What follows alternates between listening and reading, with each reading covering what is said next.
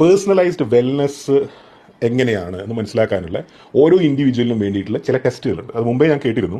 പക്ഷേ അന്നതിൻ്റെ വില എന്ന് പറയുന്നത് ലക്ഷക്കണക്കിന്, ലിറ്ററലി ലക്ഷക്കണക്കിന്. അതൊരു ചെറിയ സ്വിഫ്റ്റ് മേടിക്കുന്നതിനേക്കാൾ കൂടുതൽ പൈസയായിരുന്നു.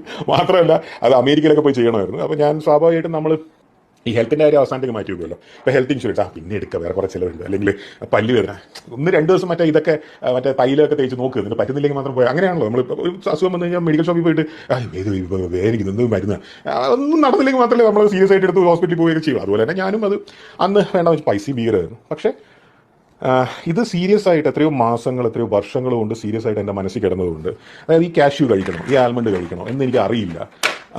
ആൽമണ്ട് കഴിക്കണേ തന്നെ എങ്ങനെ കഴിക്കണം എന്ന് എനിക്കറിയില്ല. അപ്പോൾ ഇതെനിക്കറിയില്ല. അപ്പോൾ ഇത് അറിയണം എന്നുള്ള ഭീകരമായ ആഗ്രഹമുള്ളതുകൊണ്ട് ഞാനതിൻ്റെ പുറകെ കുറേ കാലം നടക്കുകയും ഞാനൊരു സംഭവം, ഒരു സൊല്യൂഷൻ ഓഫർ ചെയ്ത് ഒരു കമ്പനിയിലെത്തുകയും ഞാൻ ഏകദേശം ഒരു മാസം മുമ്പ് അങ്ങനെ ഒരു ടെസ്റ്റ് ചെയ്യുകയും ചെയ്തു.